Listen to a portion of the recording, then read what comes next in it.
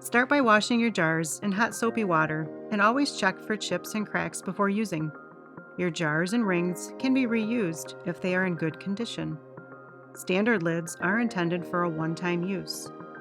When preserving foods, remember, jams, jellies, and pickled products processed less than 10 minutes should be filled into canning jars that have been sterilized.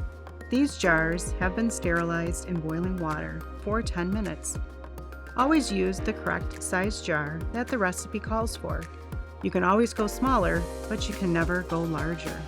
To prevent breakage, keep your jars in hot water until they are ready to be filled. Remove the jars from the hot water one at a time. Tilt them to empty the water out of the jars, making sure they are completely drained. Quickly fill the hot jars with the hot product. Using a wide mouth funnel and ladle will help keep the edge of the jars clean when filling the jars. Be sure to leave the proper amount of headspace.